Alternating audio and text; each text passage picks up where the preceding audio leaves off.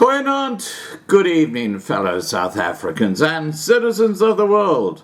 And it's quite clear that South Africa is headed for the perfect storm. Anyone seen that film where the two storms come together and that boat ride at the end does this and into the water, disappears? Yeah, that's what's coming to South Africa on so many different fronts. If the novel coronavirus comes to South Africa, I can only see a complete disaster in the offing, and it's quite likely it will come to South Africa. Moody's taking the rand to junk, highly likely that that'll happen in a few weeks' time. That's going to have a huge impact on the rand, and of course on employment as well.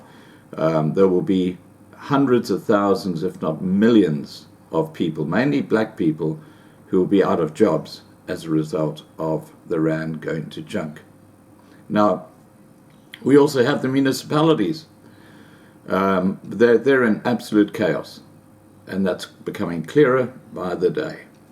And of course, if you tie that up with the novel coronavirus and the sewage that's lying all over the place, it's a recipe for disaster, absolute disaster.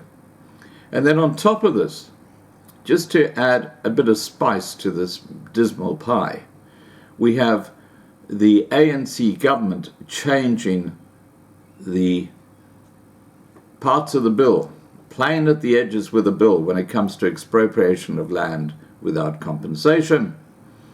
And what they're now suggesting is that it won't be up to the courts to decide whether land is expropriated without compensation.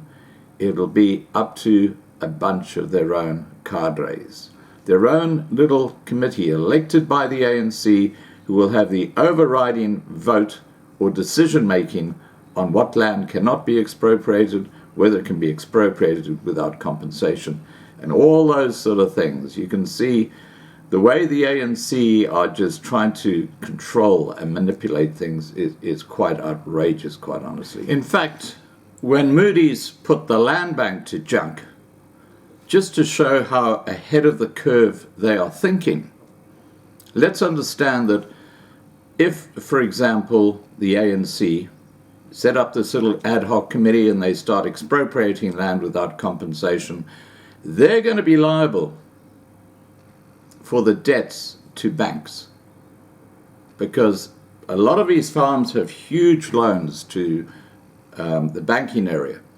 And in fact, there's a statement here by the Democratic Alliance that kind of sums up the situation with regards to this. And it goes as follows: by trying to pursue a no compensation approach to land reform, the ANC is putting South Africa's entire financial system at risk of a total collapse. The Land and Agricultural Development Bank has warned expropriating farmland without compensation could cost the government 41 billion rand if it is forced to repay the state company's debt immediately. In addition, farmers currently owe 190 billion rand in agricultural loans. The ANC would do well to reconsider accumulating an additional 230 billion rand in debt due solely to their arrogance in facing the credit facts when it comes to land reforms. So you can see the fruits of expropriating land without compensation. And talking about debt, what about Eskom? Think about what that is doing to South Africa's economic future. And on the other side of the coin, for those of you who have invested in gold, well done.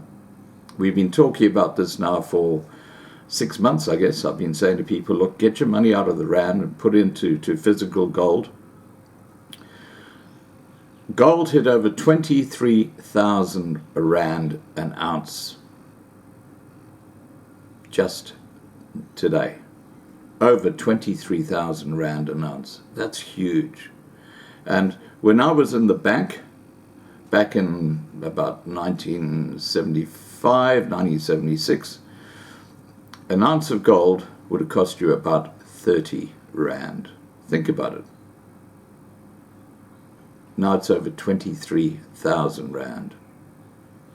That's how the Rand has devalued against gold. Once Moody's puts the Rand to junk, it's going to just go spiraling even further down. All right, guys, so there's all the things that are just creating the perfect storm. And of course, the ANC government and black economic empowerment, there's so many different things you can throw into this mix as to why South Africa is headed for disaster in the next 6 months. And topping the whole lot is if Ace Magashule gets his way and Ramaphosa is kicked out as president and David Mabuza, for example, goes in as president, that is going to create such a hugely negative economic environment in South Africa. It's going to be absolutely shocking because these guys would then be running South Africa and they are known gangsters. All right, guys, please remember to subscribe to be kept informed. Ring the bell for the updates. Please like the video, please share the video, and above all, stay safe.